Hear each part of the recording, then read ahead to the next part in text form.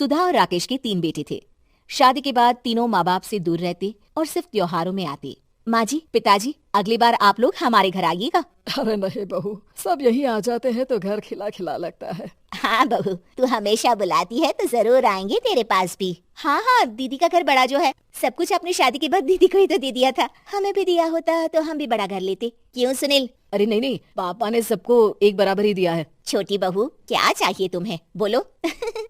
वो आपके सोने की चेन वाली घड़ी है ना, वो अगर आप मुझे, तभी वहाँ मजली बहू भी आ जाती है। और मुझे ना आपका मंगलसूत्र इतना लंबा, सुंदर और भारी भी है। अरे हाँ हाँ, तुम दोनों को ही दूंगी बहू, चिंता ना करो। चलो अब खाना लगाओ, खाना खाया जाए। सभी मिलकर खाना खाते हैं कि पड़ोसन आ जाती है। अरे सुधा बहन, थोड़ी चीनी तो देना, घर में शक्कर नहीं है और मेहमान सर पर बैठे हैं। अरे छोटी बहू, चाची को शक्कर तो दे दो।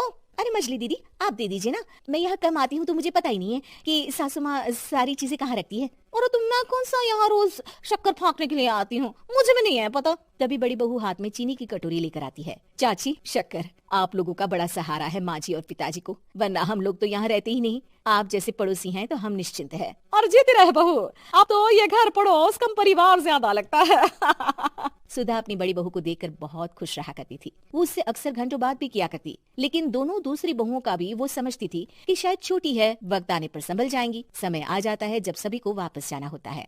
माँ जी, हम लोगों की फ्लाइट पहले है, हमें इजाजत दे। वो सास के गले लगकर चली जाती है। थोड़ी देर बाद छोटी बहू कहती है, माँ जी, मैं ना ये सोफे के कवर और चादरें ले जा रही हूँ, यहाँ तो ऐसी ही पड़ी रहेंगी। हाँ हाँ बहू, ले जा, और कुछ चाहिए तो बोल। और तो चाहिए बहुत कुछ, पर चलिए कोई बात नहीं, अगली बार ले जाऊंगी मैं। ऐसे ही मंजली बहू भी घर का बहुत सारा सामान ले जाती है। सभी के जाने के बाद सुधा राकेश से कहती है, घर कितना सूना लग रहा है ना। हाँ, और खाली भी, तुम्हारी दोनों बहुएं सब बटोर गई।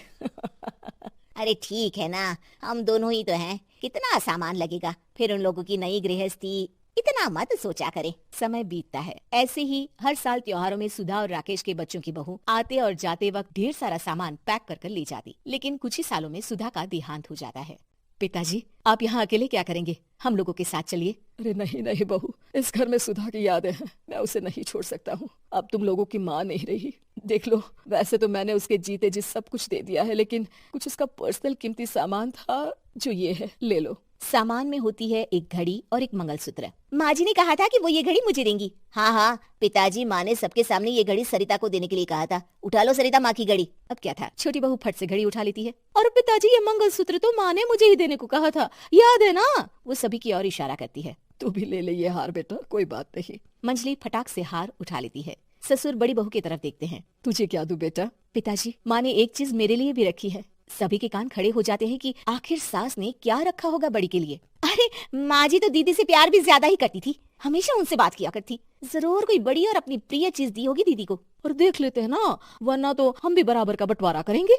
हाँ हाँ, कर लेना बंटवारा। लेकिन बड़ी बहू, बताओ तो, सुधा ने क्या रखा है तुम्हारे लिए? अभी तो हम लोग यही हैं पापा जी, जब जाने लगेंगे तो बता दूंगी। बड़ी बहू के मुंह से ये बात सुनकर बाकी दो बहुएं सोचने लगती हैं कि आखिर क्या है जो दीदी को सासू माँ देकर गई हैं। दीदी, ऐसा तो नहीं ना कि पूरे घर का आधा हिस्सा माँ बड़ी भाभी को देकर गई हो? तभी वहाँ ससुर आ जाते हैं। नहीं नहीं, ऐसा कुछ नहीं है। मकान तो तुम तीनों का बराबर से है। देखो, बड़ी बहू से तुम्हारी सास ज्यादा जुड़ी थी, न जाने क्यों घंटों बात किया करती थी। पता नहीं क्या देकर गई है उसे। और ससुर जी, आपको क्या पता, चालाकी से पूरे घर के पेपर में साइन करवा लिए हो, या फिर कोई छुपा गहना।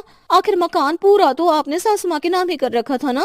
अब घर में ये सस्पेंस बन जाता है कि आखिर बड़ी बहू क्या लेकर जाएगी। फिर वो दिन भी आ जाता है जब बड़ी बहू के जाने का समय हो जाता है। बेटा, परसों तुम चली जाओगी, बताया नहीं माँ ने तुम्हें क्या दिया? घड़ी और हार जो बेशकीमती था और तुम्हारी सास को सबसे ज्यादा प्रिय था, उसका तो बंटवारा भी हो चुका है। अब तुम्हारी बारी। हाँ पिताजी, आज मैं ये बात बताने ही वाली थी। माँ ने मुझे उससे भी बेशकीमती चीज दी है, और वो है आप। आपसे अधिक प्रिय उन्हें कुछ नहीं था। माँ चाहती थी कि आप मेरे साथ रहें। चलिए पिताजी। बेटा, मेरे पास तो कोई पेंशन भी नहीं है और ना ही कोई प्रॉपर्टी। लेकिन आपके पास संस्कार है पिताजी, जो मेरे बच्चे आपसे लेंगे, तो आपको ले जाने पर स्वार्थ ही है मेरा। चलिए ना पापा। सभी के सामने पिताजी, बड़ी बहू और